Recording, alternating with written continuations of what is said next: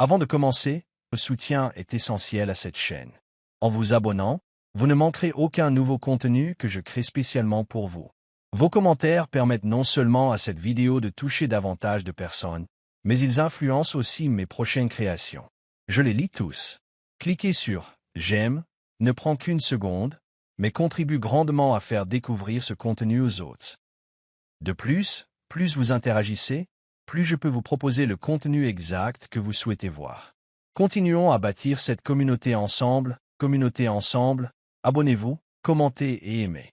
Amara Jackson était assise seule dans l'immense chambre de leur manoir, les yeux rivés sur le SMS qu'elle venait d'obtenir. Son mari, Robert, n'était pas rentré. C'était la 3e nuit de la semaine. Le médecin avait appelé plus tôt pour lui donner les résultats de ses analyses et les nouvelles n'étaient pas bonnes. Cancer du sein de stade 3. Elle avait besoin d'une opération, puis d'une chimiothérapie. Elle avait besoin de son mari. Mais Robert était introuvable. Elle avait essayé de l'appeler 5 fois. À chaque appel, elle tombait directement sur la messagerie. Elle savait exactement où il était, avec cette femme de son bureau, Véronica. Cette liaison durait depuis des mois. Au début, Robert avait été prudent, inventant des excuses pour des réunions tardives et des voyages d'affaires. Mais ces derniers temps, il ne s'en souciait même plus. Il n'est tout simplement pas rentré. Les mains d'Amara tremblaient lorsqu'elle a posé son téléphone. 20 ans de mariage, ils ont bâti leur entreprise ensemble, de rien du tout, jusqu'à devenir un empire technologique d'1 milliard de dollars, et c'est ainsi qu'il a traité quand elle avait le plus besoin de lui. Les larmes ne coulaient plus. Elle était trop fatiguée, trop vide pour pleurer. Le manoir qui lui avait autrefois semblé une maison de rêve ressemblait désormais à une prison. Cette chambre, une piscine, un home cinéma, une salle de sport, tout le luxe que l'argent pouvait offrir. Mais à quoi bon tout cela sans amour? À quoi bon leur succès commun si elle devait affronter seule le cancer? Elle se dirigea vers la grande baille vitrée donnant sur le jardin qu'elle avait aménagé. Les roses s'épanouissaient d'un rouge éclatant dans le ciel du soir. Robert lui apportait des roses tous les vendredis quand ils étaient jeunes et peinait à joindre les deux bouts. Maintenant, il achetait des diamants et des voitures, pensant que c'était suffisant. La gouvernante Maria frappa doucement à la porte. « Madame Jackson, je vous y apporter du thé. » Amara se tourna avec un sourire forcé. « Merci Maria. Tu peux le laisser sur la table. » Maria hésita. « Jackson appela. Il a dit qu'il ne serait pas à la maison ce soir. Voyage d'affaires à Chicago. Chicago. Amara failed it rire. Véronica vivait à Chicago. Il n'essayait même plus de le cacher. « Merci de me l'avoir dit Amara d'une voix ferme malgré la tempête qui l'envahissait. Après le départ de Maria, Amara se dirigea vers son placard. Il était plus grand que l'appartement qu'ils occupaient à leur mariage. Elle caressa les robes chères, les chaussures de créateur, les sacs à main qui coûtaient plus cher que ce que la plupart des gens gagnaient en un mois. Plus rien n'avait d'importance maintenant. Elle sortit une petite valise. Il était temps. Elle ne pouvait plus rester ici, continuer à faire semblant que tout allait bien pendant que son mari affichait sa liaison et qu'elle luttait seule contre le cancer. Elle en avait assez. Tandis qu'elle faisait ses bagages, les souvenirs lui revinrent en mémoire. Leur mariage dans cette petite église de sa ville natale. La nuit où ils avaient obtenu le premier gros investissement pour leur entreprise. Le jour où ils avaient emménagé dans cette maison. Ils avaient été si heureux, si amoureux. Quand les choses avaient-elles changé? Quand le succès de Robert avait-il fait de lui quelqu'un qu'elle reconnaissait à peine? Son téléphone sonna.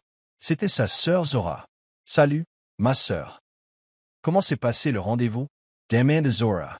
Amara prit une grande inspiration. « Pas bon. C'est un cancer, Zora. » Étape 3. Le silence à l'autre bout du fil en disait long. « Où est Robert? » demanda finalement Zora, la voix crispée par la colère. « Avec elle? Encore une fois. C'est ça. Je viens te chercher. Tu restes avec moi pendant le traitement. Je ne te laisserai pas traverser ça seul pendant qu'il est dehors, à vivre sa meilleure vie avec cette femme. » Amara regarda autour d'elle dans la belle chambre vide. « Je faisais juste mes valises. Bien, j'arrive dans 1 heure. » Après avoir raccroché, Amara s'assit devant sa coiffeuse. La femme dans le miroir paraissait fatiguée, ses yeux avaient perdu l'éclat d'autrefois. Mais derrière l'épuisement se cachait autre chose, la détermination. Elle vaincrait ce cancer. Elle reconstruirait sa vie. Et Robert? Il apprendrait que certaines erreurs ne se réparent pas avec de l'argent. Elle termina ses bagages, ne prenant que le strict nécessaire. En fermant la valise, elle retira son alliance et la déposa sur l'oreiller de Robert avec un mot. « Quand tu rentreras, je ne serai plus là. J'ai un cancer et je me bats sans toi. Au revoir, Robert. » Elle descendit le grand escalier pour ce qu'elle pensait être la dernière fois. La maison était silencieuse, à l'exception du tic-tac de l'ancienne horloge de parquet dans le hall d'entrée, cadeau de mariage de ses parents. Ironique, pensa-t-elle, le temps continue d'avancer même lorsque le monde s'arrête de tourner. Dehors, l'air de la nuit était frais sur sa peau. Elle était assise sur les marches, attendant Zora, levant les yeux vers les étoiles qui semblaient si lointaines, tout comme l'amour de son mari. Son téléphone vibra, un message de Robert annonçant un rendez-vous tardif. « Ne m'attends pas. » Amara ne répondit pas. Qu'il rentre chez lui et retrouve une maison vide. Qu'il ressente une fraction du vide qu'elle ressentait depuis des mois. Il se demanda où elle était allée, pourquoi elle était partie. Elle vit des phares s'approcher de la longue allée. Zora était arrivée. En se levant, valise à la main, Amara se fit une promesse. Ce n'était pas la fin de son histoire. C'était juste le début d'un nouveau chapitre. Un endroit où, pour une fois, elle se donnerait la priorité. Et peut-être, Robert réaliserait-il ce qu'il avait gâché. Mais à ce moment-là, il serait peut-être trop tard. Robert Jackson était adossé au fauteuil moelleux de son Pontouse de Chicago, faisant tournoyer un whisky coûteux dans un verre en cristal. Face à lui, Veronica Palmer croisait ses longues jambes, sa robe rouge remontant sur sa cuisse. Elle était tout ce qu'Amara n'était pas, jeune, insouciante, impressionnée par sa richesse et son pouvoir. Elle riait à ses blagues et flattait son ego comme sa femme ne l'avait pas fait depuis des années. « Un autre verre ?» demanda Veronica, déjà en train de se déplacer pour lui remplir son verre. « Bien sûr » répondit-il en consultant son téléphone. 5 appels manqués d'Amara. Il fronça les sourcils et posa le téléphone à l'envers sur la table. Ce qu'elle voulait pouvait attendre. « Quelque chose ne va pas ?» demanda Veronica en lui tendant la boisson fraîche. « Rien d'important, » dit Robert. « Juste des trucs de boulot. » Il avait rencontré Veronica 6 mois plus tôt, lors d'une fête d'entreprise. Elle travaillait dans le marketing et ses idées originales avaient retenu son attention. Une soirée tardive au bureau avait donné lieu à des verres, puis à un dîner, puis à ce week-end secret et à des moments volés loin de son mariage. Il savait que ce qu'il faisait était mal. Mais Amara s'était montrée distante ces derniers temps, parlant toujours de ralentir, de prendre du temps pour soi, de se concentrer sur sa famille plutôt que sur ses affaires. Elle ne comprenait pas qu'il ne puisse pas s'arrêter maintenant. L'entreprise était tout pour lui. Son téléphone vibra de nouveau. Cette fois, c'était un SMS de son assistante. « Madame Jackson a appelé le bureau pour vous appeler. Elle a dit que c'était urgent. » Robert a soupiré et a tapé une réponse rapide. « Dis-lui que je suis en réunion toute la journée. » Veronica se glissa sur ses genoux et entoura son cou de ses bras. Travailler sans s'amuser fait de Robert un garçon ennuyeux, murmura-t-elle en l'embrassant dans le cou. Il sourit, repoussant la culpabilité qui le tenaillait. C'était ce qu'il voulait. Quelqu'un qui comprenne son besoin de réussite et qui n'essaie pas de le changer. Plus tard dans la nuit, alors que Veronica dormait à ses côtés, Robert fixait le plafond. Il pensa à Amara, à la vie qu'ils avaient construite ensemble. 20 ans, c'était long. Ils avaient commencé avec rien d'autre que des rêves et de la détermination. Amara avait été présente à chaque instant, des tentatives infructueuses au revers, en passant par les petites victoires qui ont finalement mené à leur immense succès. Il se souvenait qu'elle veillait tard avec lui, passant en revue les business plans et partageant des idées souvent précieuses. Son esprit vif et son flair pour les gens avaient contribué à façonner la culture de l'entreprise. Sans elle, Jackson Tech ne serait peut-être jamais devenu le géant industriel qu'il est aujourd'hui. Mais quelque part, les choses avaient changé. Ou peut-être avaient-ils changé. Plus il réussissait, plus ses désirs se multipliaient. Et Amara commença à aspirer à autre chose. Une famille, un travail communautaire, du temps pour profiter de la richesse accumulée. Robert décrocha son téléphone et vit un autre appel manqué d'Amara, celui-ci datant d'il y a 3 heures. Il devrait la rappeler. Mais que dirait-il? Il en avait assez des disputes, de la déception dans son regard. Il a tapé un message rapide, « Rendez-vous tard. Ne m'attendez pas. » Cela lui offrirait une autre nuit de liberté, une autre nuit pour faire comme si sa vraie vie ne l'attendait pas à la maison. Veronica s'agita, à côté de lui. « Tout va bien ?» murmura-t-elle d'une voix ensommeillée. Tout va bien, dit-il, même si la boule dans son estomac lui racontait une autre histoire. Le lendemain matin, alors qu'il prenait son petit déjeuner dans la cuisine moderne et élégante de Véronica, le téléphone de Robert sonna. C'était son numéro fixe. C'était inhabituel. D'habitude, Amara appelait directement son portable. « Je devrais prendre ça », dit-il en s'éloignant de la table. « Monsieur Jackson ?» C'était Maria, leur gouvernante. Sa voix était étrangement inquiète. « Oui, Maria. Qu'est-ce qu'il y a ?»« Monsieur, Madame Jackson est partie. » Robert fronça les sourcils. « Comment ça, partie? Partie où? Elle est partie hier soir, monsieur. Sa sœur est venue la chercher. Elle a laissé quelque chose pour toi dans ta chambre. » Une sensation de froid envahit la poitrine de Robert. « Je serai à la maison cet après-midi, » dit-il en raccrochant. Véronica le regardait, la tête penchée d'un air interrogateur. « Un problème? Je dois y aller, » dit-il en rassemblant ses affaires. « Urgence familiale. » Le trajet de retour de Chicago à leur résidence de banlieue près de Détroit leur parut interminable. Robert essaya d'appeler Amara à plusieurs reprises, mais son téléphone tomba directement sur la messagerie. Il essaya ensuite Zora, mais elle ne décrocha pas non plus. Lorsqu'il arriva au manoir, l'anxiété avait remplacé son irritation initiale. Ce n'était pas le genre d'Amara. Elle n'était pas partie sans explication. La maison était silencieuse lorsqu'il entra, trop silencieux. Il monta les escaliers 2 par 2 jusqu'à leur chambre. À première vue, tout semblait normal. Les mêmes meubles élégants, les mêmes œuvres d'art coûteuses au mur. Puis il remarqua la porte ouverte du placard. Beaucoup des affaires d'Amara avaient disparu. Sur son oreiller reposait un petit objet scintillant, son alliance et un morceau de papier plié. Ses mains tremblaient légèrement lorsqu'il prit le mot et lut l'écriture soignée d'Amara. « Quand tu décideras de rentrer, je ne serai plus là. J'ai un cancer et je me bats sans toi. Au revoir, Robert. » Ces mots le frappèrent comme un coup dur. Un cancer? Comment était-ce possible? Amara avait toujours été en bonne santé, toujours forte. Et elle avait essayé de le lui dire, réalisa-t-il avec une horreur grandissante. La brume appelle le message urgent. Il s'assit lourdement au bord du lit, le mot serré dans sa main. Qu'avait-il fait? Quel genre d'homme ignore sa femme quand elle a le plus besoin de lui? Le poids de sa trahison s'abattit sur lui d'un seul coup. Il appela à nouveau Zora, désespéré. Cette fois, elle répondit. « Où est-elle » demanda-t-il sans préambule. « Où étais-tu quand elle a reçu son diagnostic » rétorqua Zora d'une voix glaciale et furieuse. « Où étais-tu quand elle avait besoin de son mari » Zora, s'il te plaît. J'ai besoin de lui parler. Elle ne veut pas te parler, Robert. Elle pense enfin à elle en premier, et il était temps. C'est ma femme, dit-il d'une voix brisée. Tu aurais dû t'en souvenir avant de coucher avec ta maîtresse, répondit Zora avant de raccrocher. Robert fixa le téléphone dans sa main, puis l'alliance sur l'oreiller. Ce qui te semblait si important hier, Véronica, le frisson de la liaison, l'évasion des responsabilités, lui paraissait désormais dénué de sens et creux. Il avait tout ce qu'un homme pouvait désirer. Le succès, la richesse, une belle maison, une femme qu'il avait soutenue tout au long de sa vie. Et il avait tout gâché, pourquoi? Une aventure avec une femme qui ne connaissait que l'homme qu'il était devenu, pas celui qu'il avait été? Son téléphone vibra, un message de Véronica lui parvint. « Tout va bien? Quand reviens-tu » Robert ne répondit pas. Il empocha l'alliance d'Amara et redescendit.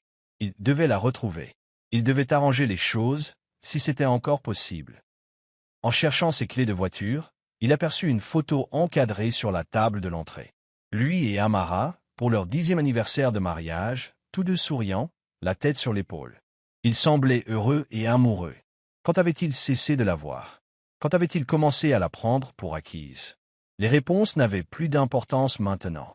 Ce qui comptait, c'était de la retrouver et de la supplier pour une seconde chance qu'il savait ne pas mériter. Ce qui comptait, c'était d'être là pour elle pendant sa maladie, si elle le laissait faire.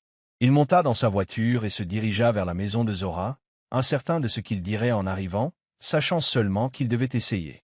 Assise dans la salle d'examen stérile du Detroit Metropolitan Cancer Center, Amara serrait la main de sa sœur tandis que le docteur Patel lui expliquait le plan de traitement. Les mots la submergeaient. Chirurgie, chimiothérapie, radiothérapie, taux de survie, effets secondaires. Tout cela semblait surréaliste, comme si quelque chose arrivait à quelqu'un d'autre. Il faudra programmer une intervention chirurgicale au plus vite, a déclaré le docteur Patel, son regard grave et bienveillant derrière ses lunettes. Ensuite, nous commencerons la chimiothérapie environ 3 semaines plus tard. Zora serra la main d'Amara. Elle aura le meilleur médecin. Je m'en assurerai. Amara hocha la tête, reconnaissante de la force de sa sœur alors que la sienne semblait faiblir. Et le travail? Demanda Amara. Même maintenant, alors que son mariage s'effondrait et que le cancer menaçait sa vie, elle ne pouvait s'empêcher de penser à ses responsabilités. Elle siégeait toujours au conseil d'administration de Jackson Tech et supervisait toujours la fondation caritative qu'elle avait créée avec Robert. Vous aurez besoin de prendre du recul, a conseillé le docteur Patel. Concentrez-vous sur votre guérison. Les traitements seront épuisants. Après le rendez-vous, alors qu'il se dirigeait vers la voiture de Zora, le téléphone d'Amara sonna. Le nom de Robert apparut à l'écran. C'était la 20e fois qu'il appelait depuis son départ, 2 jours plus tôt. « Tu vas répondre ?» demanda Zora d'un ton clair, précisant ce qu'elle pensait qu'Amara devait faire. Amara coupa le téléphone. « Pas encore. J'ai besoin de temps pour assimiler tout ça. » De retour dans la confortable maison de banlieue de Zora, Amara s'installa sur le canapé de la chambre d'amis qui serait la sienne pendant le traitement. Sa nièce et son neveu étaient à l'école et la maison était calme. Trop calme. Cela lui laissait trop d'espace pour réfléchir. Son téléphone vibra à nouveau. Cette fois, c'était un SMS de Robert. « Parle-moi, s'il te plaît. J'ai besoin de savoir que tu vas bien. » Elle faillit rire. Maintenant, il se souciait de savoir si elle allait bien. Où était cette inquiétude quand elle attendait seuls les résultats de ses examens? Où était cette inquiétude pendant tous ces mois où il avait traîné avec Véronica? Mais sous sa colère se cachait une douleur plus profonde. Elle l'aimait toujours. Malgré tout, malgré la trahison et la négligence, une part de son cœur appartenait toujours à l'homme avec qui elle avait bâti sa vie. L'homme qui, autrefois, l'avait soutenue dans ses pleurs, avait célébré ses victoires, avait été son partenaire dans tous les sens du terme. Elle tapa une réponse, puis la supprima. J'ai tapé un autre texte, je l'ai supprimé aussi. Finalement, elle a décidé. Je suis en sécurité. Je suis en traitement. J'ai besoin de temps. Sa réponse a été immédiate. Laisse-moi être là pour toi. S'il te plaît.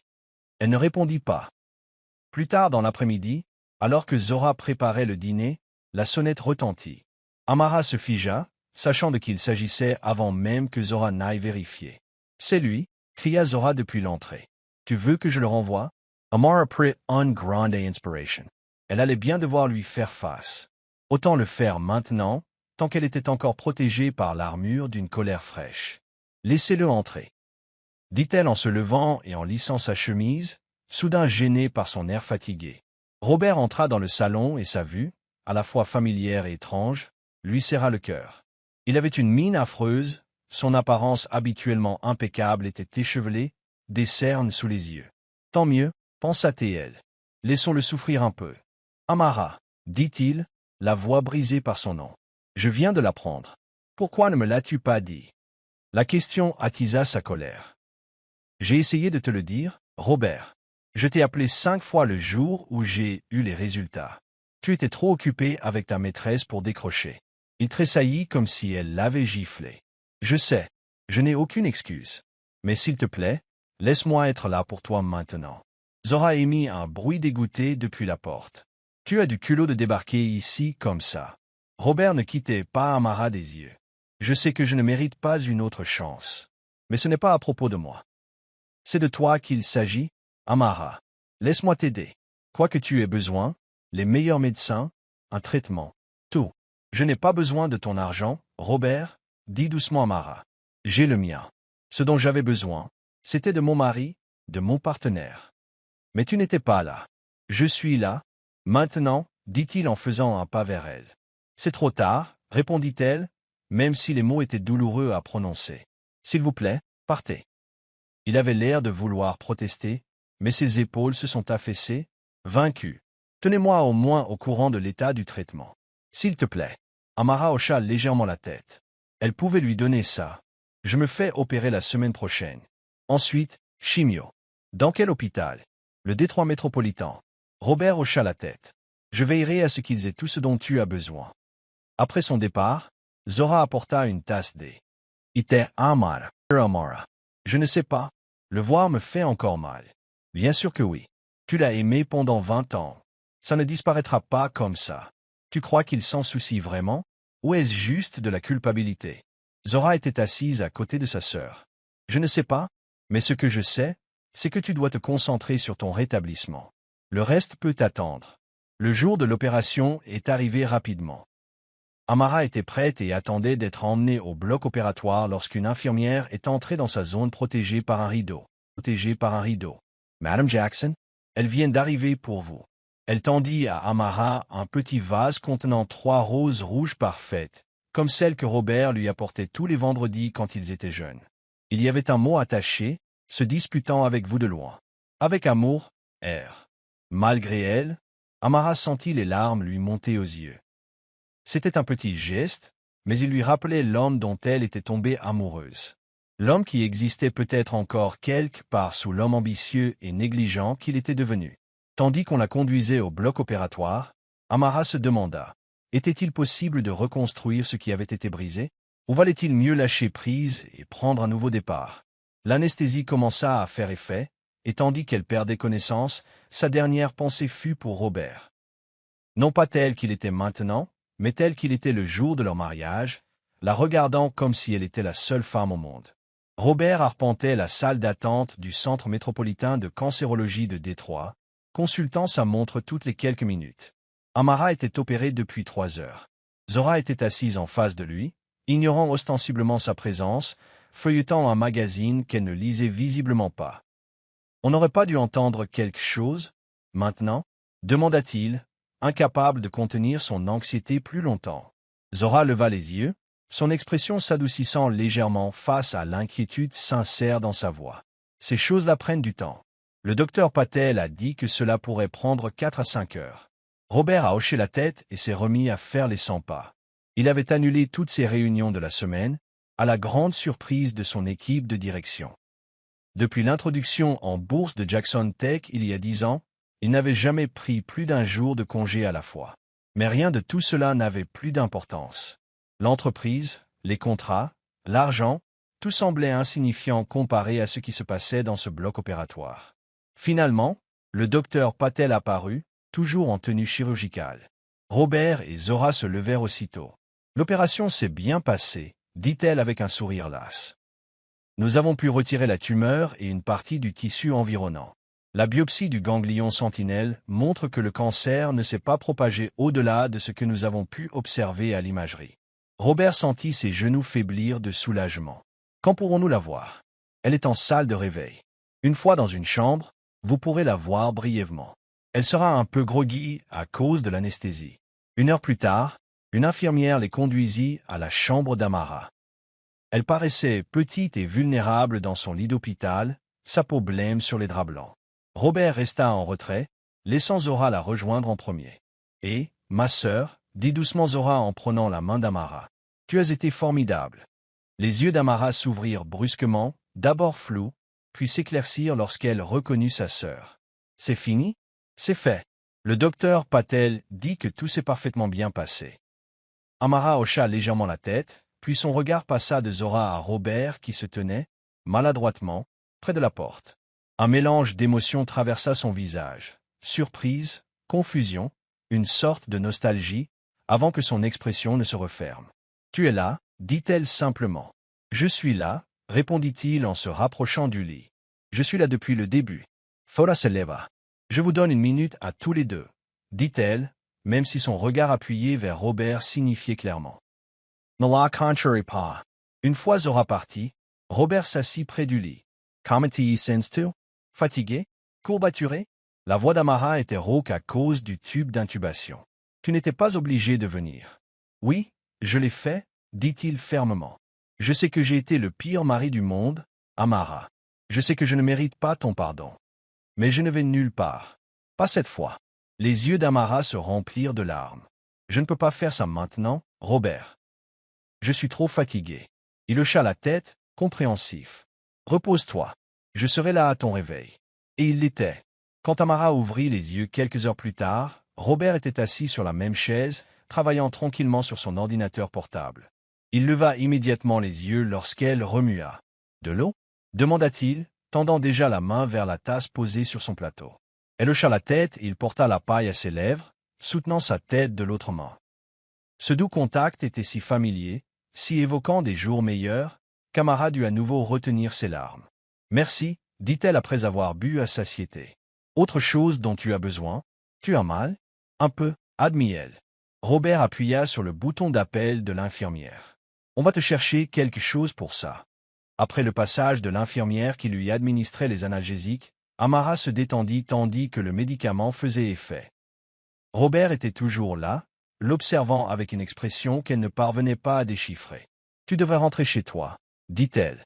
Repose-toi. Je ne pars pas, répondit-il. À moins que tu ne le veuilles vraiment. Vraiment?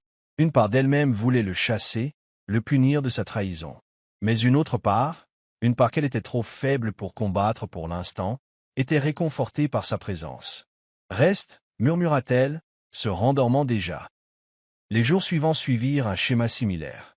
Robert était constamment présent, partageant son temps entre la chambre d'Amara et le couloir où il prenait les appels professionnels nécessaires. Il lui apportait ses livres préférés, s'assurait que le personnel de l'hôpital était attentif à ses besoins et parvenait même à convaincre le chef de son restaurant préféré de lui préparer des plats spéciaux qui lui mettaient l'eau à la bouche malgré les nausées post-opératoires. Le troisième jour, lorsqu'elle fut suffisamment forte pour faire une petite promenade, il la soutint, les bras fermement autour de sa taille. Ils ne parlèrent pas beaucoup, il y avait trop à se dire et un couloir d'hôpital n'était pas l'endroit idéal pour le faire. Le cinquième jour, le docteur Patel déclara Amara prête à rentrer chez elle. Le mot resta en suspens entre elle et Robert. « Oh, mais où était-il maintenant? Tu reviens à la maison, dit Robert comme s'il lisait dans ses pensées. J'ai fait préparer la suite d'amis au rez-de-chaussée, tu n'auras donc pas à affronter les escaliers. Amara hésita. J'avais prévu de rester avec Zora. Zora a sa famille et son travail. Et la maison est trop petite pour tout le monde, rétorqua doucement Robert. Notre maison a tout ce qu'il faut pour se rétablir. Espace, intimité, personnel pour vous aider. Notre maison, répéta Amara. Elle ne lui appartenait plus. Mais l'idée de devoir gérer la vie trépidante de Zora tout en se remettant d'une opération et en suivant une chimiothérapie était intimidante. Du moins jusqu'à ce qu'on soit plus fort, ajouta Robert. S'il te plaît, Amara, laisse-moi faire ça. Zora, étonnamment, a soutenu l'idée lorsqu'Amara l'a consulté. Même si je déteste l'admettre, il a raison, a-t-elle dit. Tu y trouveras plus de réconfort. Et il semblait sincère dans son désir d'aider. Et, elle? Amara ne pouvait se résoudre à prononcer le nom de Véronica. Je lui ai posé la question, admis Zora. Il dit que c'est fini. Depuis le jour où il a trouvé ton mot. Amara n'était pas sûre d'y croire. Mais elle était trop fatiguée pour discuter, trop épuisée pour prendre des décisions. Elle accepta donc de retourner au manoir, au moins temporairement. Le retour fut étrange. La maison avait la même apparence, grandiose, belle, remplie d'objets coûteux qui semblaient soudain dénués de sens face à la mortalité. Mais elle semblait différente. Ou peut-être était-ce elle qui avait changé. Robert avait en effet préparé la suite d'invités avec soin.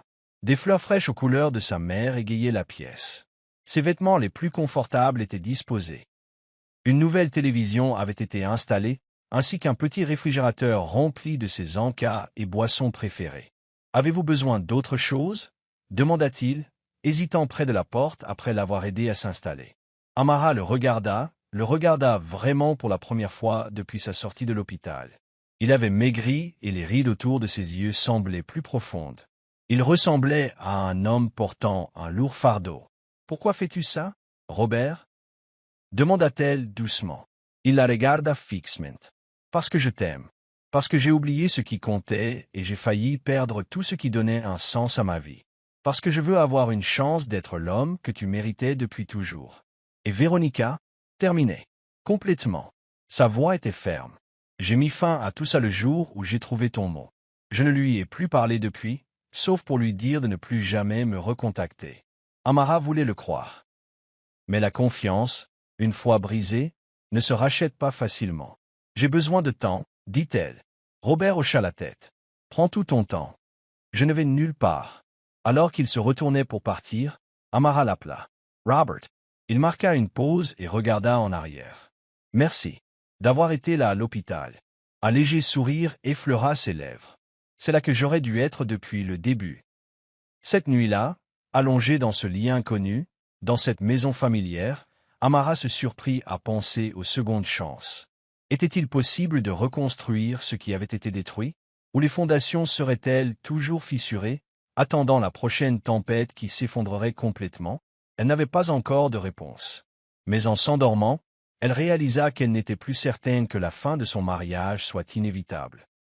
Et cette incertitude, cette petite ouverture vers le possible, était quelque chose qu'elle n'avait pas ressenti depuis le jour où elle avait lu ses résultats d'analyse, seule. Le jour de la première séance de chimiothérapie d'Amara s'annonçait radieux et clair. Une belle matinée de printemps semblait se moquer de la journée difficile qui l'attendait.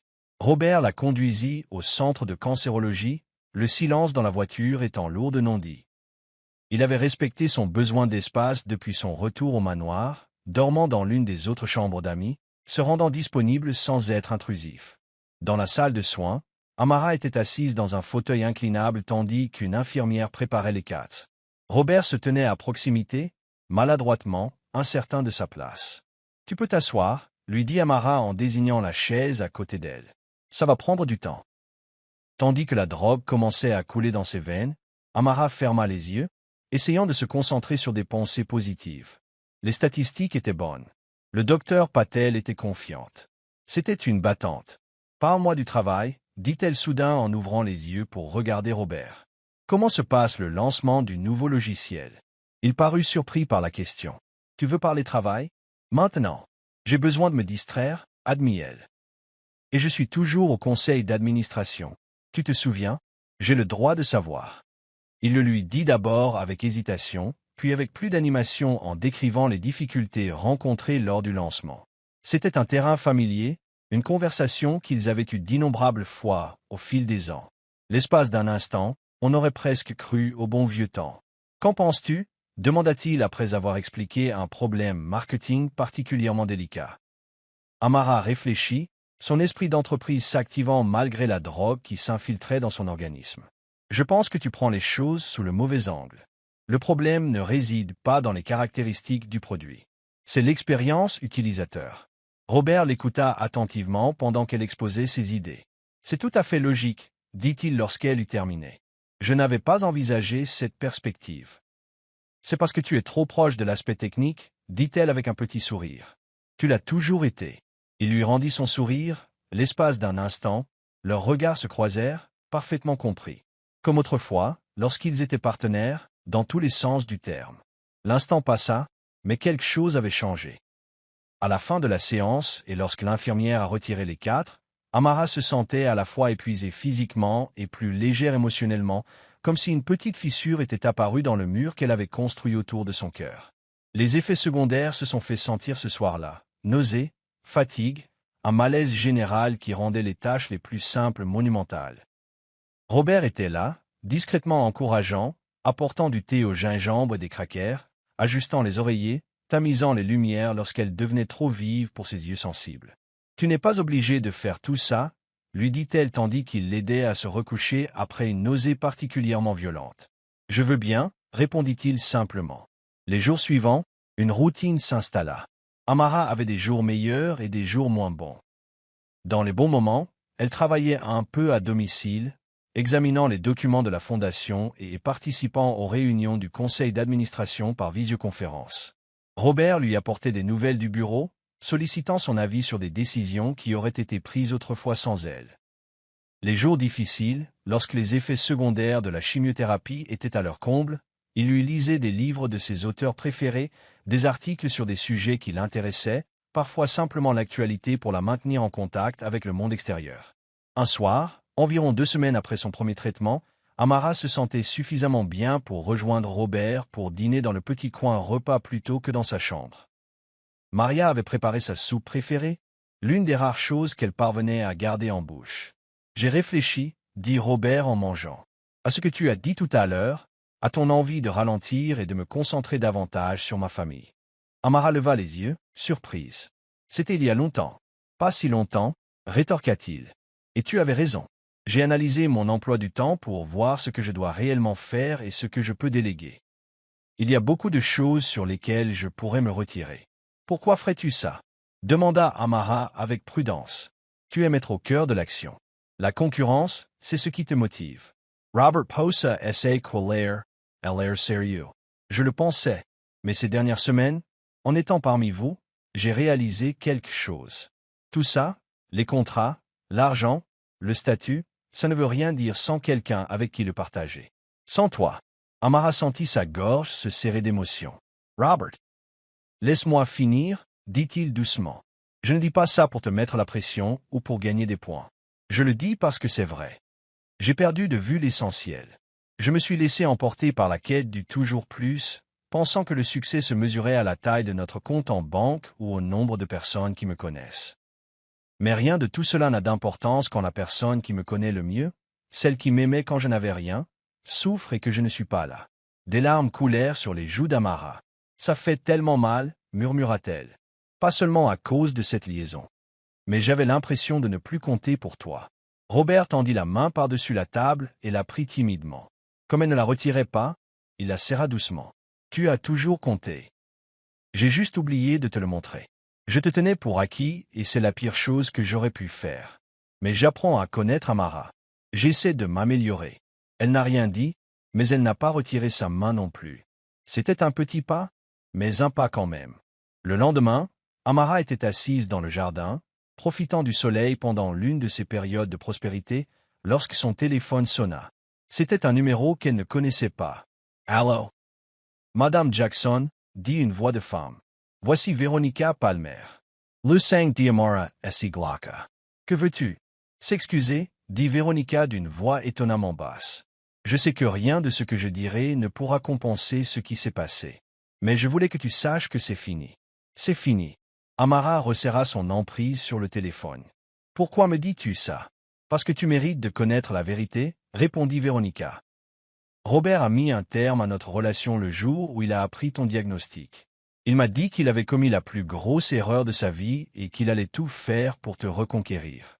Il aurait pu me le dire lui-même, a dit Amara, luttant pour garder une voix calme. C'est probablement vrai, dit Véronica. Mais je pensais que tu ne le croirais pas. Je n'étais pas au courant de ta maladie. Je ne cherche pas à excuser ce que nous avons fait, mais je voulais que tu saches qu'il t'aime vraiment. La façon dont il parlait de toi, même quand nous étions ensemble, montrait clairement que tu étais l'amour de sa vie. Je n'étais qu'une distraction. Amara ferma les yeux, incertaine de ce qu'elle devait ressentir face à cet appel inattendu. Merci de me l'avoir dit, dit-elle finalement. J'espère que tu trouveras ce que tu cherches, Véronica.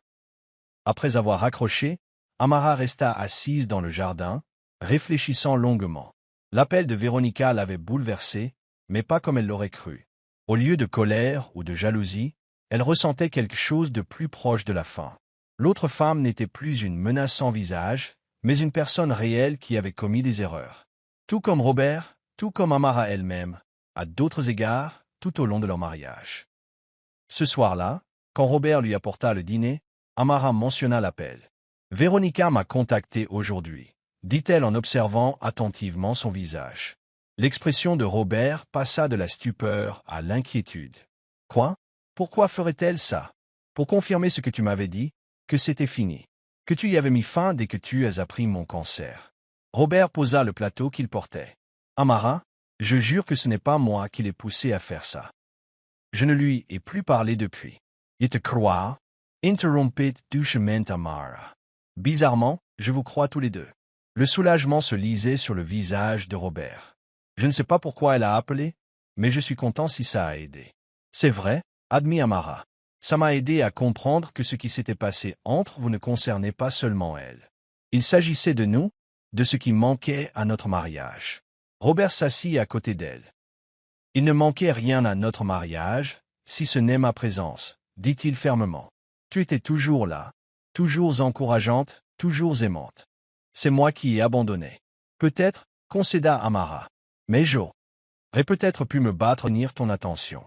Pour te rappeler que ce que nous construisions ensemble n'était pas seulement un empire commercial, mais une vie. Tu n'aurais pas dû te battre pour attirer mon attention, dit Robert en lui prenant la main. C'est de ma faute, pas de la tienne. Ils restèrent un moment assis dans un silence complice, le premier véritable silence confortable qu'ils partageaient depuis le retour d'Amara au manoir. « J'ai un autre traitement demain, dit-elle finalement. Je sais. J'ai fait mon agenda. Tu n'es pas obligé. Je veux, répéta-t-il, la phrase qui était devenue son mantra pendant sa maladie. Je veux être là, Amara. Pour tout.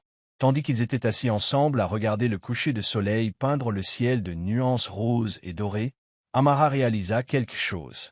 Le mur qui entourait son cœur n'était plus seulement fissuré, il s'effondrait. Elle n'était pas sûre de vouloir le reconstruire. 6 semaines après le début de la chimiothérapie d'Amara, les conséquences physiques étaient évidentes. Ses cheveux avaient commencé à tomber par touffes, et plutôt que de les regarder progressivement, elle avait demandé à Zora de lui raser la tête. Robert était absent pour un rare voyage d'affaires qu'il ne pouvait reprogrammer. C'était la première fois qu'il la quittait depuis son retour au manoir. Lorsqu'il rentra chez lui et la vit, il s'arrêta sur le seuil de sa suite, l'air indéchiffrable. « C'est si terrible, hein ?» demanda Amara en touchant timidement son crâne nu. Robert traversa la pièce en 3 enjambées rapides et s'agenouilla près de sa chaise. « Tu es magnifique, dit-il d'une voix chargée d'émotion. Incroyablement belle. » Avant qu'elle puisse répondre, il fouilla dans sa poche et en sortit une petite boîte. « Je t'ai apporté quelque chose. » À l'intérieur, il y avait un délicat foulard en soie au motif tourbillonnant bleu et or, ses couleurs préférées. « Pour quand tu auras envie de te couvrir, expliqua-t-il. Mais ce n'est pas nécessaire. Pas pour moi.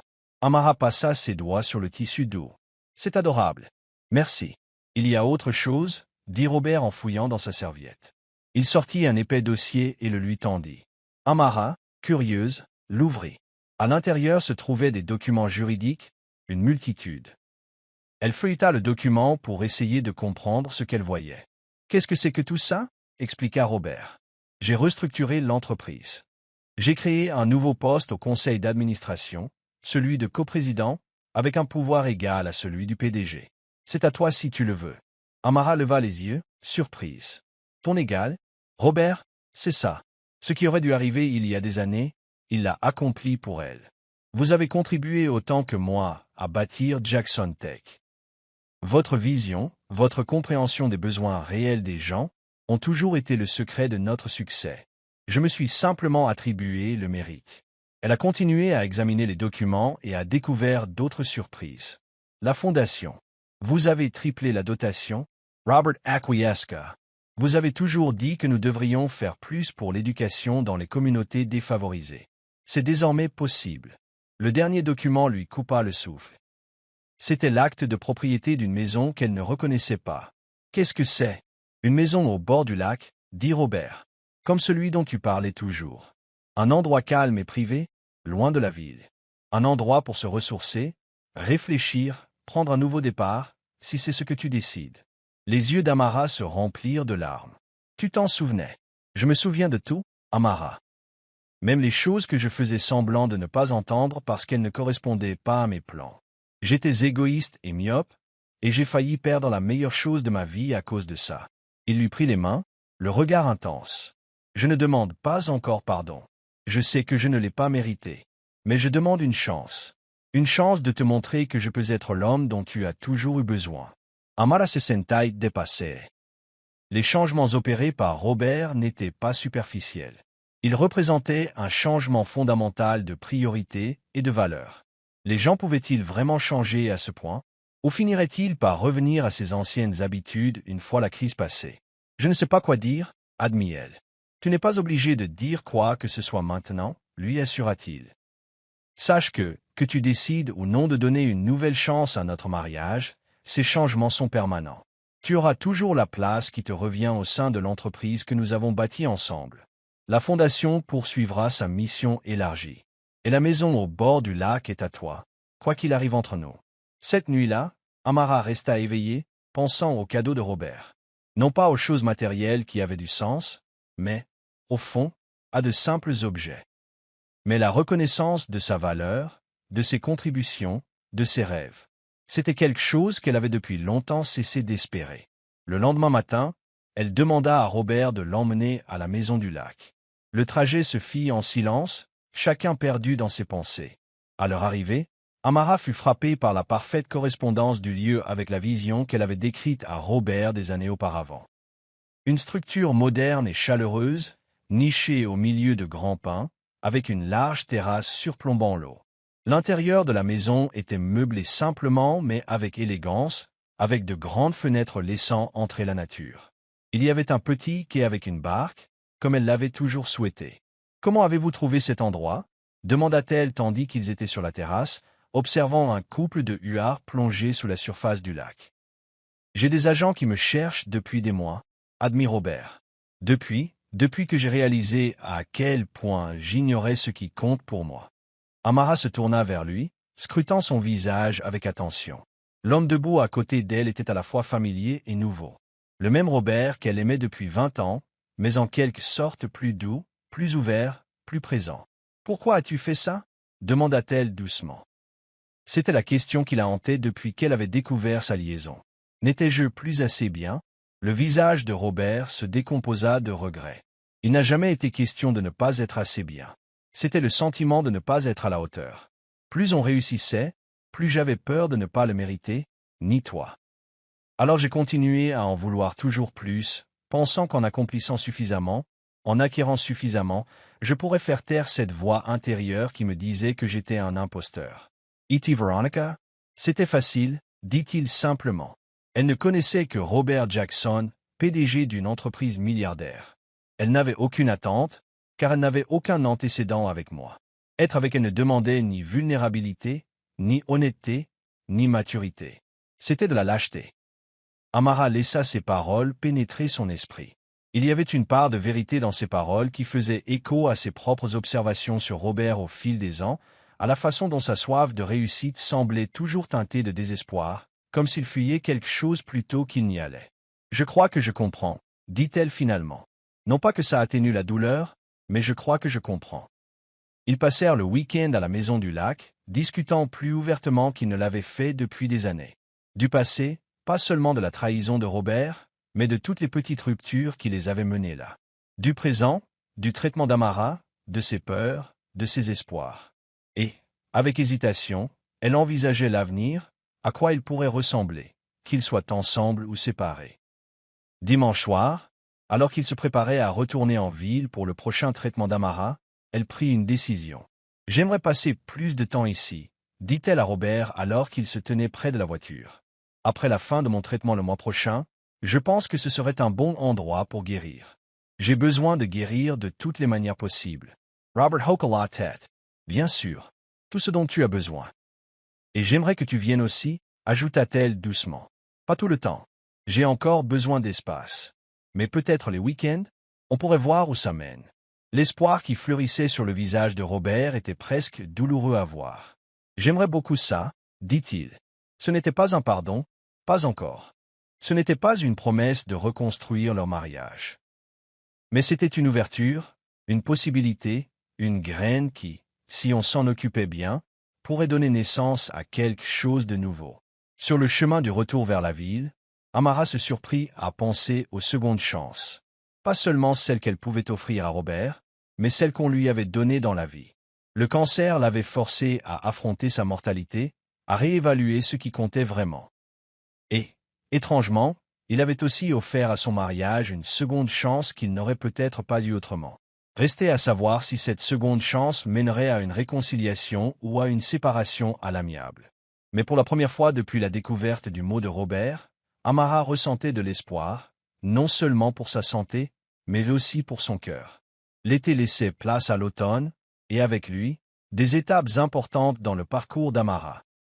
Son dernier traitement de chimiothérapie fut marqué par une petite fête. Juste Amara, Robert, Zora et le docteur Patel partageant un gâteau dans la salle de soins de l'hôpital. Les scanners n'ont montré aucun signe de cancer, même si le docteur Patel a averti qu'il devrait être surveillé de près pendant plusieurs années. Mais pour l'instant, dit-elle avec un sourire chaleureux, je dirais que vous avez gagné cette bataille. Physiquement, Amara commençait à se rétablir.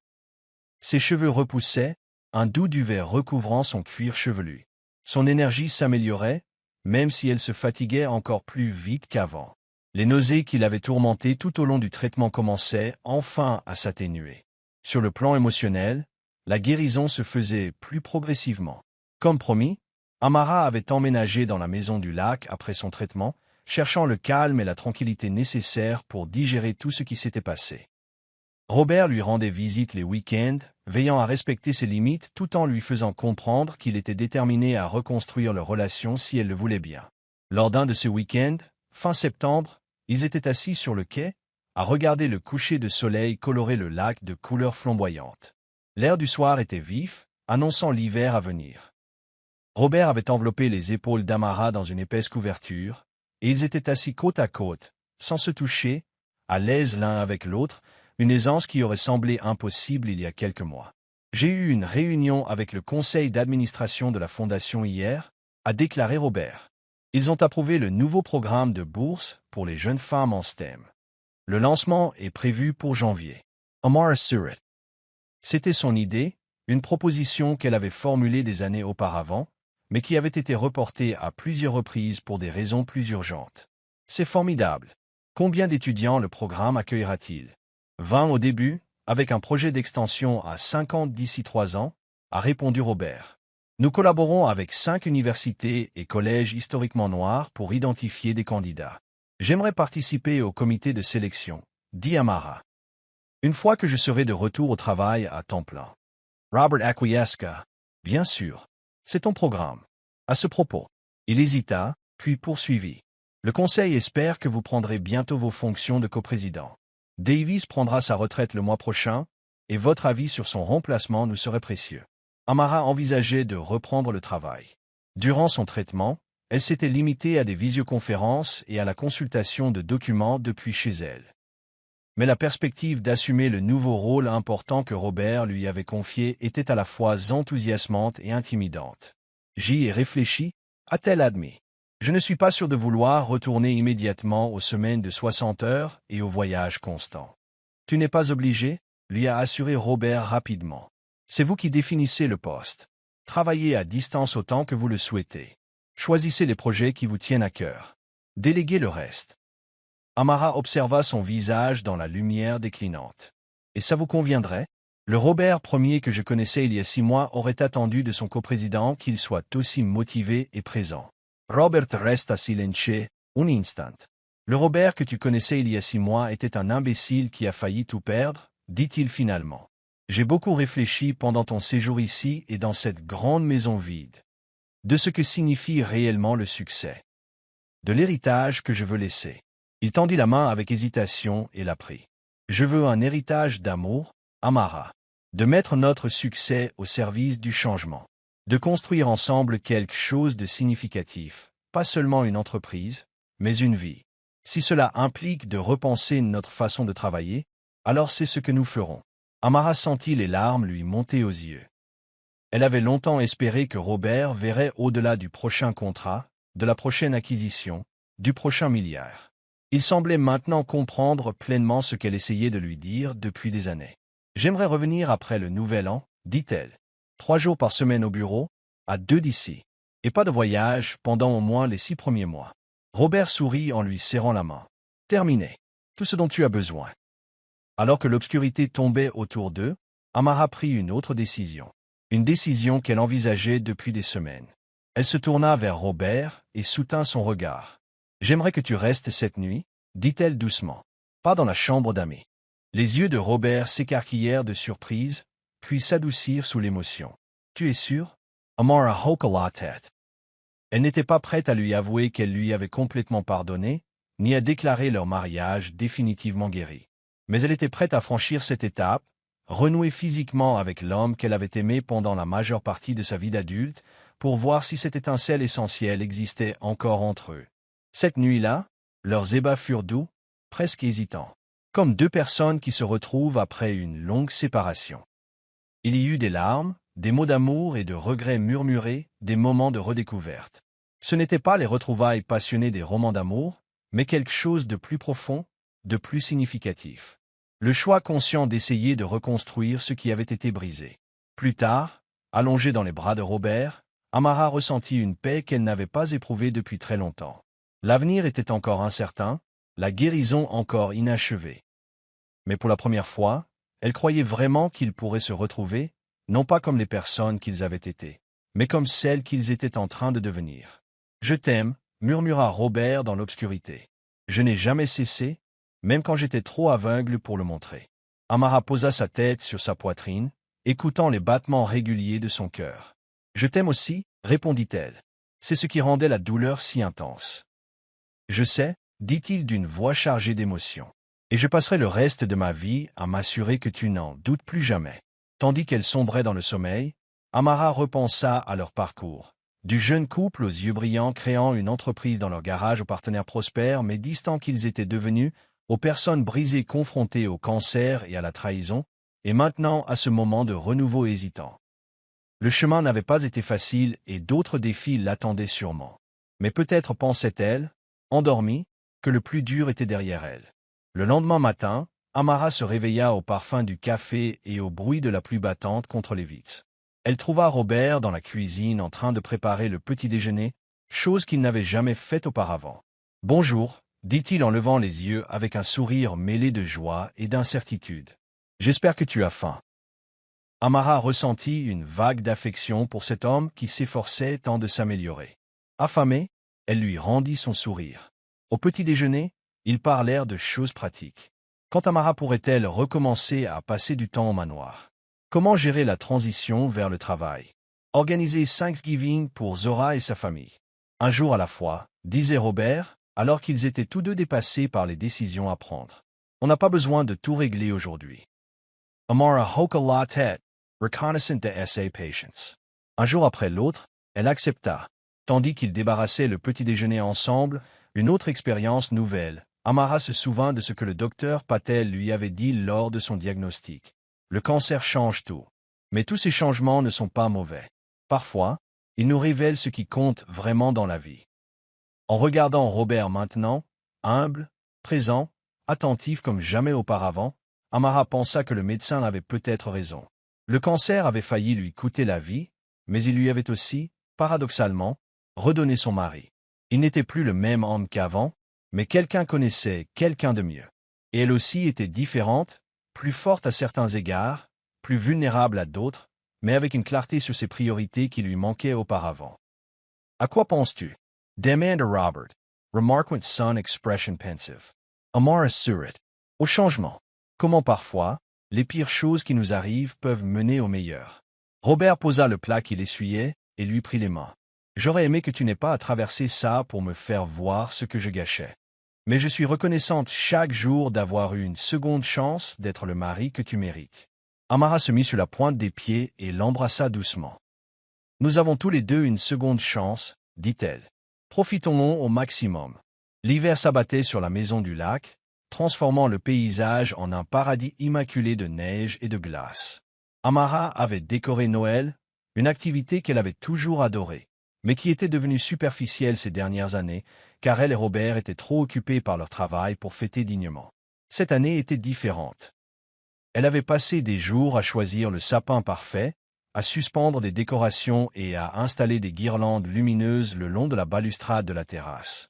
L'intérieur de la maison était chaleureux et embaumait les senteurs du pain et de la cannelle. C'était la veille de Noël, et pour la première fois depuis son diagnostic, toute la famille était réunie. Zora et son mari Marcus, leurs enfants adolescents Nia et Isaiah, et Robert, qui venaient de plus en plus souvent de la ville à mesure que leur relation se réparait. Amara était dans la cuisine en train de finaliser le dîner lorsqu'elle entendit le bruit de l'allée. De Robert, il a pour aider aux préparatifs, mais une réunion de dernière minute l'avait retardée. Elle s'essuya les mains sur une serviette et alla l'accueillir. Robert se tenait dans l'entrée, les flocons de neige fondant dans ses cheveux, les bras chargés de paquets aux couleurs vives. Mais ce n'était pas sa présence qui retenait l'attention d'Amara, mais l'expression de son visage, un mélange de nervosité et d'excitation qui lui rappelait le jeune homme qu'il avait demandé en mariage des années auparavant. « Désolé pour le retard, » dit-il en déposant les cadeaux. La réunion se prolongea et les routes devinrent impraticables. « Tu es là maintenant ?» répondit Amara en l'aidant à mettre son manteau. « C'est ça qui compte. » Robert la serra dans ses bras, respirant l'odeur de ses cheveux. « Tu es magnifique, murmura-t-il. En bonne santé. Forte. » Amara sourit contre son torse. Ses cheveux avaient repoussé différemment, plus épais, légèrement ondulés et parsemés de plus de gris qu'avant la chimio. Elle aurait pu les teindre, mais elle avait choisi de ne pas le faire. Le gris était un signe de survie, un rappel de ce qu'elle avait surmonté. Comment s'est passée la réunion? Demanda-t-elle tandis qu'ils se dirigeaient ensemble vers la cuisine. Productive, répondit Robert. Nous avons finalisé l'acquisition de la start-up d'IA dont je vous ai parlé, celle qui développe des logiciels éducatifs pour les écoles défavorisées. Amara acquiesce. C'était sa suggestion. Une façon d'accroître l'impact de Jackson Tech dans l'éducation tout en renforçant sa gamme de produits. Cette décision reflétait leur nouvelle vision commune pour l'entreprise. Le PDG a été impressionné par notre engagement à maintenir le logiciel à un prix abordable pour les écoles publiques, a poursuivi Robert. Il a dit que c'était ce qui l'avait convaincu d'accepter notre offre plutôt que celle de Global Techie, même si celle-ci offrait plus d'argent. Amara a ressenti une vague de fierté, non seulement pour l'accord en lui-même, mais aussi pour le chemin parcouru par Robert en privilégiant l'impact au profit. C'est formidable. Qu'en annoncerons-nous? Le 2 janvier. L'équipe prépare actuellement le communiqué de presse. Il souhaite obtenir nos déclarations à tous les deux. Notre relation décontractée a réchauffé le cœur d'Amara. 3 mois après son retour officiel à la coprésidence, elle et Robert avaient noué une véritable complicité, tant sur le plan professionnel que personnel. Le conseil d'administration avait initialement été sceptique quant à ce partage du pouvoir, mais les résultats ont été éloquents. L'entreprise prospérait, la satisfaction des employés était en hausse et leurs nouvelles initiatives bénéficiaient d'une couverture médiatique positive. Plus important encore, Robert avait tenu ses promesses. Il respectait son emploi du temps, soutenait ses décisions et appréciait sincèrement sa contribution. L'homme, autrefois absent même lorsqu'il était physiquement présent, était désormais pleinement impliqué dans chaque aspect de leur vie commune. Zora et sa famille arrivèrent 1 heure plus tard, apportant d'autres cadeaux et une tarte à la patate douce maison. La maison s'emplit de rires et de conversations tandis qu'ils se rassemblaient autour du feu, partageant des anecdotes et se faisant des nouvelles. Depuis la porte de la cuisine, Amara observait Robert jouer à un jeu de société avec Nia et Isaiah. Son esprit de compétition ressortait alors que les adolescents le taquinaient sur son retard. C'était nouveau aussi. Robert s'impliquait en famille, prenait du temps pour jouer et était présent sans passer par le travail ou le réseautage. Il est différent, dit doucement Zora en venant se placer près de sa sœur. Je ne pensais pas que c'était possible, mais il a bel et bien changé. Amara hocha la tête. Moi non plus, au début. J'attendais avec impatience qu'il revienne, qu'il se lasse de jouer les maris attentionnés une fois la crise passée. Mais cela fait presque 1 an et, au contraire, il est plus impliqué maintenant qu'au début. Zora sirotait son vin pensivement. Tu sais ce que je pense? Je crois qu'il a toujours eu ce côté humain. Il avait juste besoin d'un réveil. Un réveil à ses extrêmes, dit Amara avec ironie. Parfois, c'est ce qu'il faut, répondit Zora. La question est, es-tu heureux? Vraiment heureux? Amara réfléchit à la question. Il y avait eu des moments sombres l'année dernière, où le bonheur semblait un objectif inaccessible, où la douleur de la trahison de Robert et la peur du cancer avaient éclipsé tout le reste. Mais maintenant, en regardant sa famille réunie dans cette maison qu'elle aimait, elle se sentait en bonne santé et déterminée, reconnectée à l'homme avec qui elle avait choisi de passer sa vie. Oui, dit-elle simplement. Je suis heureuse. Après le dîner, tandis que les autres se rassemblaient dans le salon pour échanger des cadeaux, Robert demanda à Amara de sortir avec lui un instant. Ils restèrent sur la terrasse, emmitouflés contre le froid, à contempler le lac gelé scintillant sous la pleine lune. « J'ai quelque chose pour toi, » dit Robert. « Quelque chose que je ne voulais pas te donner devant tout le monde. » Il sortit de sa poche une petite boîte en velours. Amara en eut le souffle coupé. Ce n'était ni la taille ni la forme d'un écrin à bagues, c'était plus grand, plus plat. « Qu'est-ce que c'est » demanda-t-elle tandis qu'il le lui plaçait entre les mains. « Ouvre-le et tu verras. » À l'intérieur se trouvait un délicat médaillon en or. Lorsqu'Amara appuya sur le petit fermoir, celui-ci s'ouvrit pour révéler 2 photos. D'un côté, une photo d'eux le jour de leur mariage, jeune et plein d'espoir. De l'autre, une photo plus récente prise au lac pendant l'été, tous deux plus âgés, plus sages, leurs yeux reflétant tout ce qu'ils avaient traversé ensemble. Je me suis dit Robert avec hésitation, qu'il était peut-être temps de remettre ton alliance. Mais j'ai réalisé que ce ne serait pas bien. Nous ne sommes plus les mêmes personnes qui ont échangé ces anneaux il y a 20 ans. Ce que nous avons aujourd'hui est quelque chose de nouveau, construit sur les fondations de notre histoire, mais forgé dans le feu de tout ce à quoi nous avons survécu. Il lui prit le médaillon des mains et le lui passa délicatement autour du cou. Cela représente à la fois qui nous étions et qui nous sommes aujourd'hui. Notre passé et notre avenir. Amara toucha le médaillon, les larmes aux yeux. C'était exactement ça. Non pas un retour en arrière, mais une reconnaissance de leur parcours et un espoir pour l'avenir. « J'ai quelque chose pour toi aussi, dit-elle. Mais c'est à l'intérieur. » Dans la chambre, Amara a sorti une grande enveloppe du tiroir de sa commode. J'allais attendre demain, mais maintenant, ça me semble bien. Robert l'ouvrit avec curiosité. À l'intérieur se trouvaient des documents juridiques. Leur papier de divorce, qu'Amara avait fait rédiger pendant les jours les plus sombres de son traitement et de la trahison de Robert, mais qu'elle n'avait jamais déposé. « Je ne comprends pas, dit-il, l'air confus et un peu blessé. « Continue à lire, insista doucement Amara. Derrière les papiers du divorce se trouvait un autre document. Une cérémonie de renouvellement de vœux, prévue pour leur anniversaire en avril. Amara, Robert souffla, les yeux écarquillés. « J'ai gardé ces papiers, expliqua-t-elle en lui prenant les documents de divorce des mains, pour me rappeler à quel point nous avons failli tout perdre. Et maintenant, je te les donne pour que tu les détruises. Parce que je n'en ai plus besoin. Je ne veux pas d'échappatoire. » Elle soutint son regard avec assurance. « Ce que je veux, c'est me tenir devant notre famille et nos amis et te choisir à nouveau. L'homme que tu es devenu, l'homme que j'ai appris à aimer de nouvelles façons cette année. » Les yeux de Robert se remplirent de larmes. « Tu es sûr? Après tout ça, j'en suis sûr, dit Amara d'un ton ferme. Le passé ne peut être effacé, Robert. Ce qui s'est passé, l'affaire, le cancer, tout cela fait désormais partie de notre histoire. Mais cela ne doit pas définir notre avenir. » Elle prit ses mains et les siennes. « Il te pardonna. Non pas parce que ce que tu as fait était bien, mais parce que s'accrocher à cette douleur ne nous aide ni l'un ni l'autre à avancer. Et je veux avancer, ensemble. » Robert la serra si fort dans ses bras que ça lui fit presque mal. « Je ne te mérite pas, murmura-t-il dans ses cheveux. Je ne l'ai jamais fait. Mais je jure que je passerai chaque jour de notre vie à essayer d'être digne de cette seconde chance. » Ils restèrent là un long moment, enlacés, les papiers du divorce oubliés sur le lit. Dehors, la neige commença à tomber, de doux flocons illuminés par les guirlandes de Noël accrochées sur la terrasse. À l'intérieur, les rires de la famille filetaient à travers la porte close. « On devrait rentrer, » finit par dire Amara. « Zora se demandera où nous avons disparu. » Robert hocha la tête, mais avant de quitter la pièce, il ramassa les papiers du divorce et les déchira en deux, puis en quatre. « À un nouveau départ, » dit-il en jetant les morceaux dans la corbeille à papier.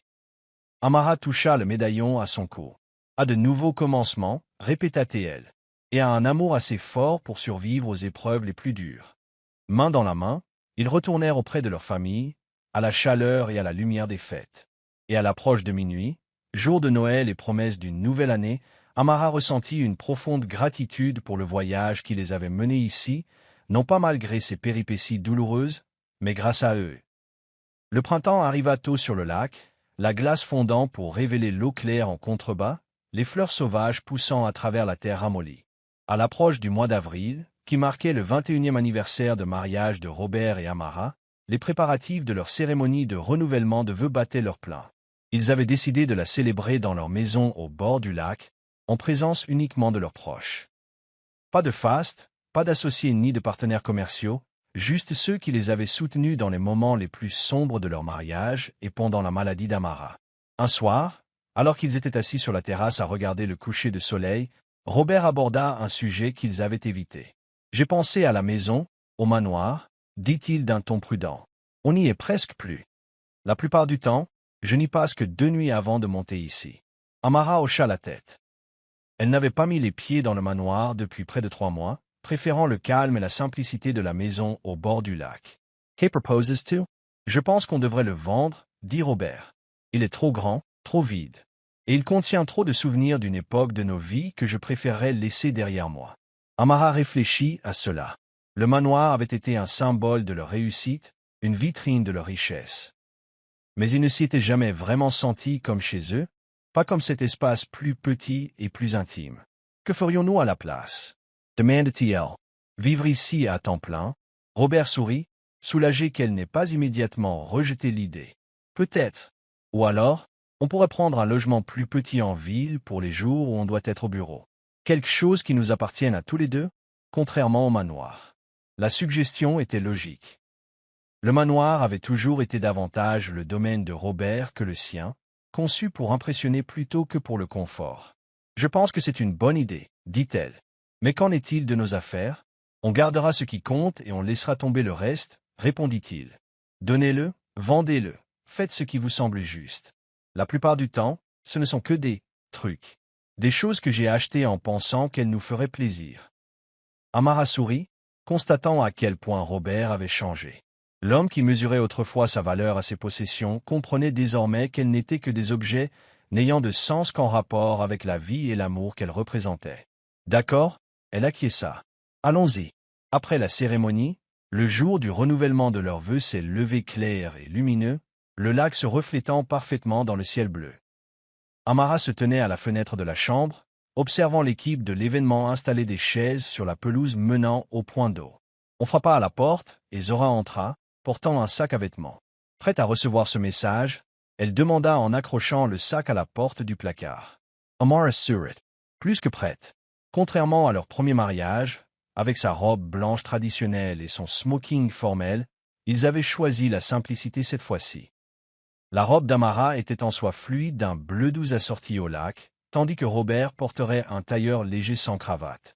Tandis que Zora l'aidait à se préparer, Amara ne ressentait aucune de la nervosité qu'elle avait éprouvée le jour de son premier mariage. Au contraire, elle ressentait une certitude profonde et sereine, la confiance d'une femme qui savait exactement ce qu'elle choisissait et pourquoi. « Tu es magnifique », dit Zora une fois terminée. Rayonnante. Amara observa son reflet. La femme qui la regardait avait bien changé au cours des 18 derniers mois. Ses cheveux, maintenant coupés au carré, étaient un mélange de noir et d'argent. De nouvelles rides apparaissaient au coin de ses yeux et de sa bouche. Mais il y avait aussi dans son regard une force qui n'existait pas auparavant, une sagesse durement acquise. « Nervous » demanda Zora. Amara secoua la tête. « Pas du tout. Cela sonne juste, contrairement à notre premier mariage. »« Que veux-tu dire ? La première fois, nous étions amoureux, mais nous ne savions pas vraiment ce que cela signifiait, » expliqua Amara. « Nous n'avions pas été mis à l'épreuve.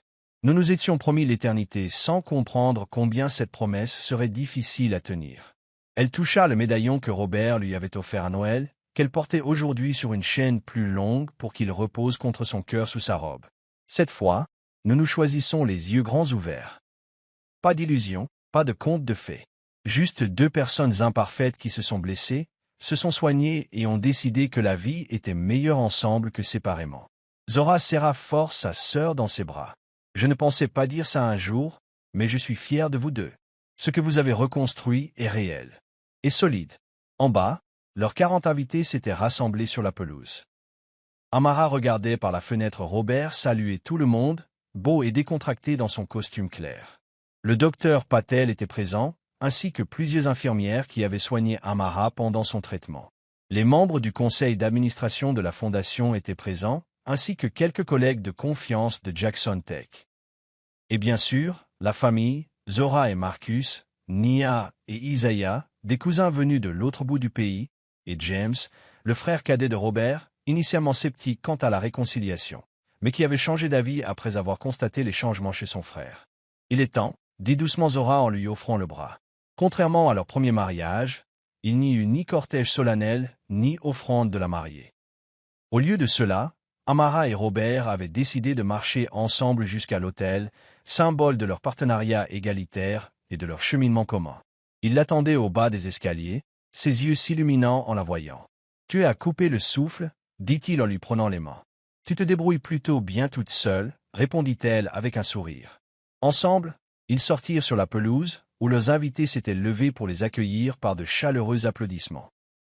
L'espace de cérémonie était simple mais magnifique. Des chaises disposées en demi-cercle face au lac, une arche de fleurs printanières marquant l'endroit où ils renouvelleraient leurs vœux. L'officiant, un ami proche qui les connaissait depuis leur plus jeune âge, leur a brièvement expliqué la signification du renouvellement de leurs vœux. De choisir l'amour non pas une fois, mais chaque jour, surtout quand ce choix est difficile. Puis vint le moment de leurs vœux. Robert prit la parole le premier, d'une voix ferme mais pleine d'émotion. « Amara, il y a 21 ans, je t'ai promis de t'aimer et de te chérir toute ma vie. Je pensais vraiment ces mots, mais je n'en comprenais pas tout le poids. Je ne savais pas à quel point il serait facile de te prendre pour acquis, d'oublier que l'amour n'est pas qu'un sentiment, mais un choix quotidien. Il lui serra les mains, sans jamais la quitter des yeux. J'ai rompu ses vœux. Je t'ai blessé d'une manière que je ne pourrai jamais complètement réparer.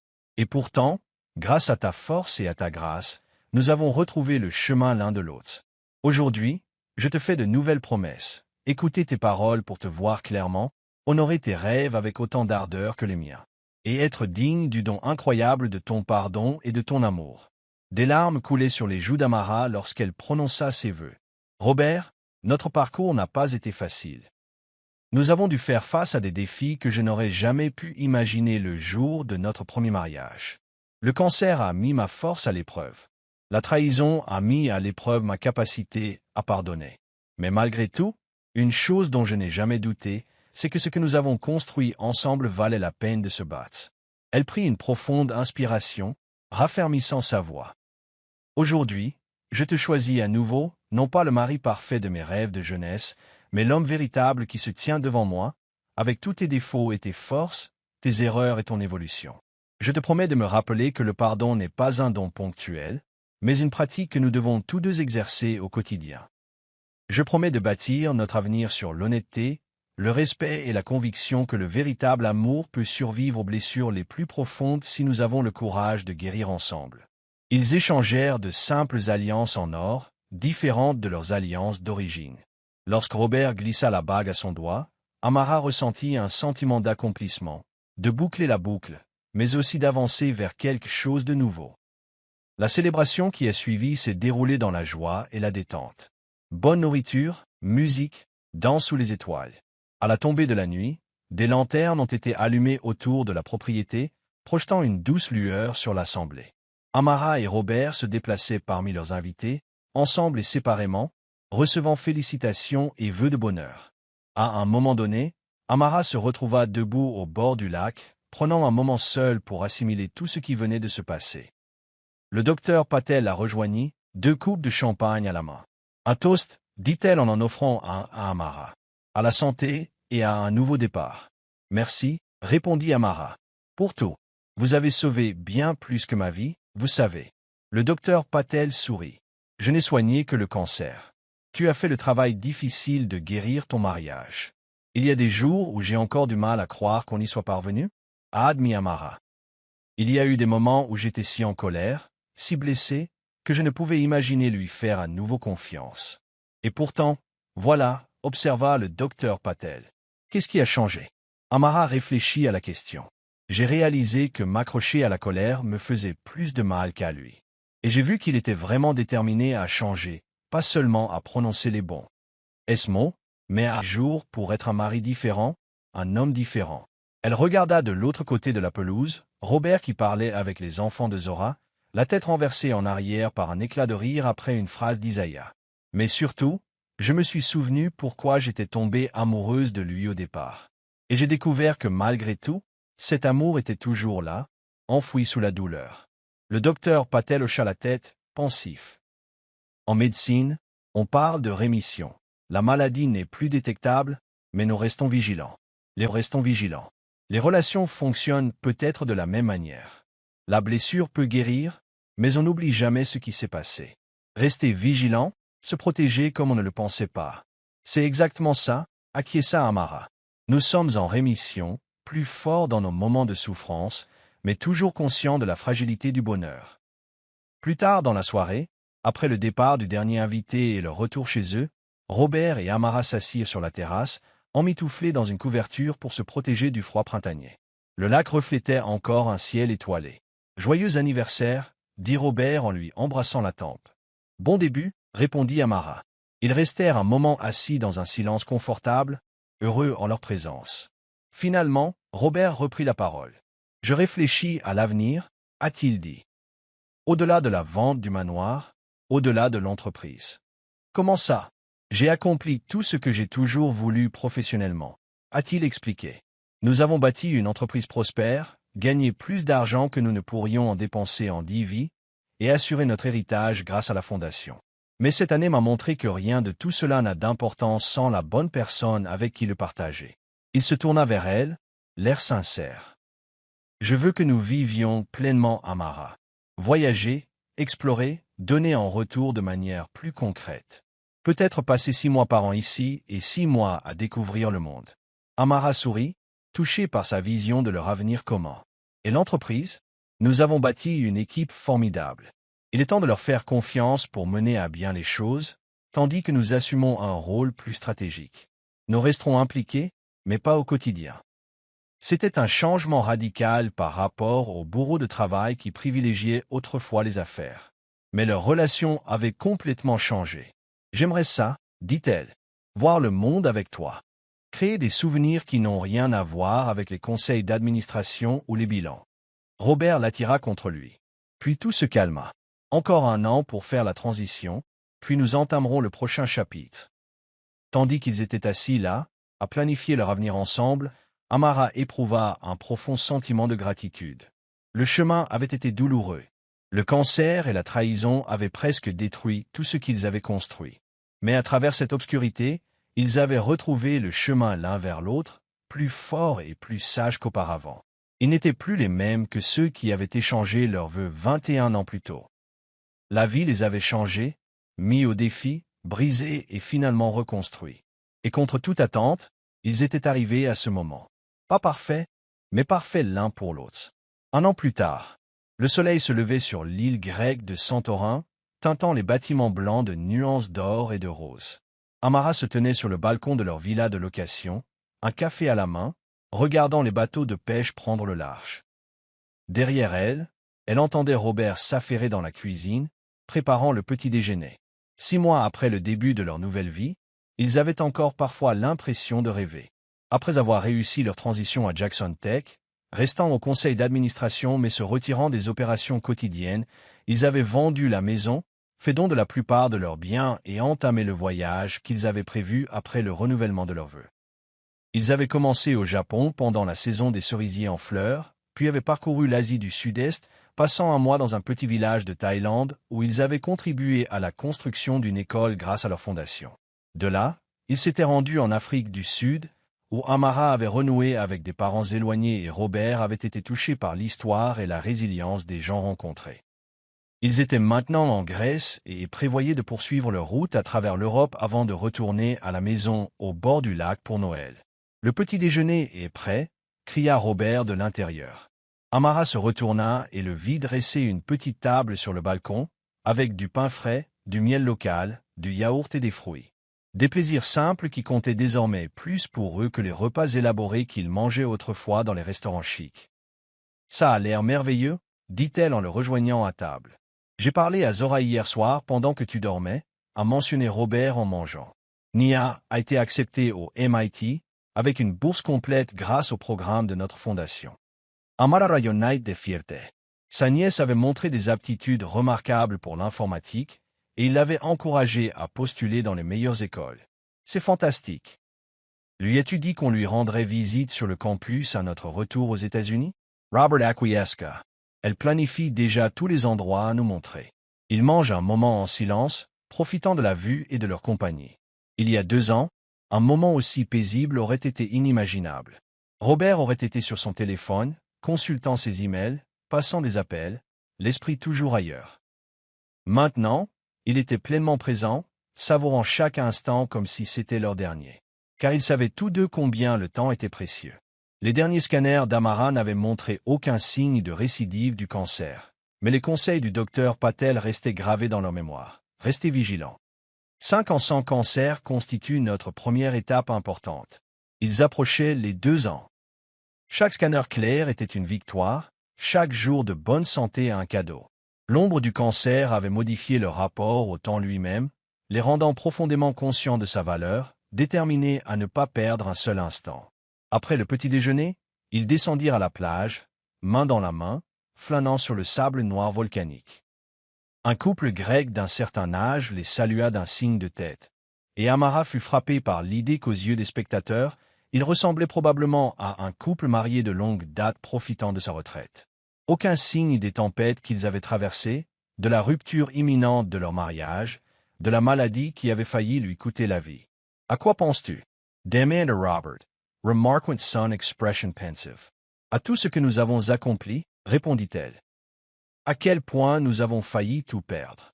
Il lui serra la main. J'y pense tous les jours.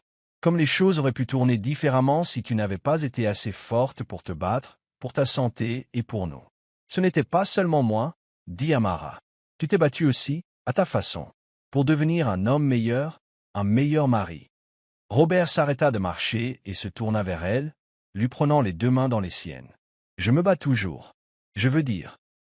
Il ne se passe pas un jour sans que je me rappelle la chance que j'ai d'avoir cette seconde chance. Amara lui toucha doucement le visage. Les 2 années écoulées avaient ajouté des reflets argentés à ses cheveux et des rides autour de ses yeux.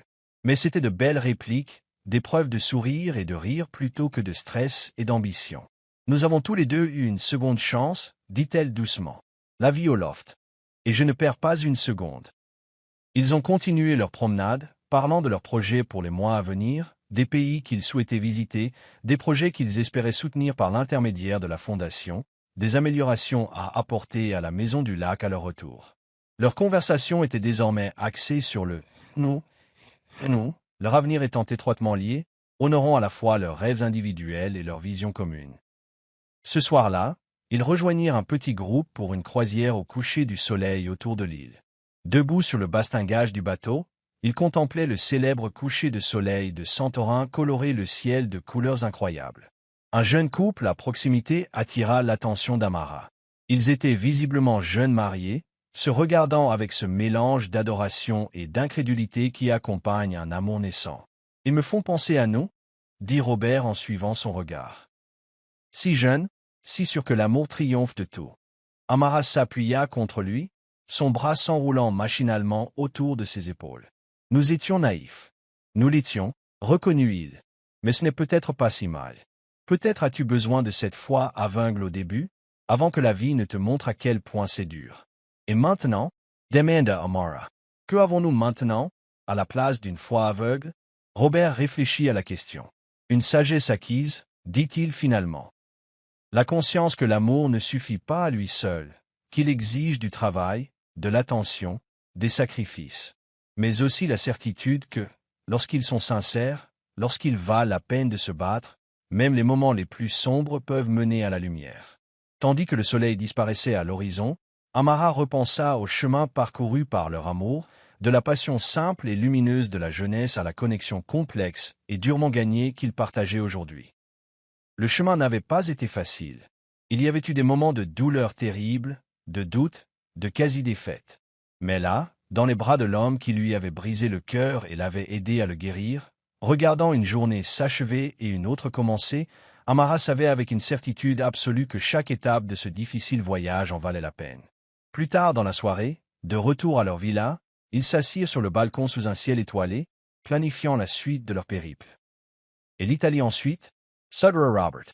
On pourrait visiter ces petits villages de Toscane que tu as toujours rêvé de voir. Amara hocha la tête, mais son esprit était ailleurs. Je réfléchis, dit-elle au bout d'un moment, à ce qui nous attend après cette année de voyage. Que veux-tu dire?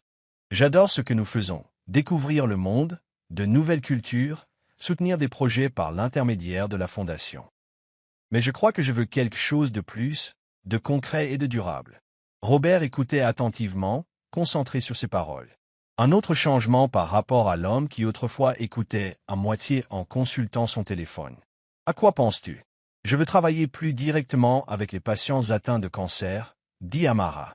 Surtout pour les femmes issues de communautés défavorisées qui n'ont pas les ressources et le soutien dont j'ai bénéficié. Il serait peut-être judicieux de lancer un programme de mentorat par l'intermédiaire de la Fondation, mettant en relation des survivantes et des patients récemment diagnostiqués. Le visage de Robert s'illumina de compréhension. Utilisez votre expérience pour aider les autres à traverser les moments les plus difficiles. Exactement, a confirmé Amara. Le cancer a été la pire chose qui me soit arrivée. Mais, d'une certaine manière, cela a aussi été un catalyseur pour les meilleures choses, pour notre réconciliation et cette nouvelle vie que nous construisons. Je veux aider d'autres femmes à retrouver l'espoir dans leurs propres épreuves.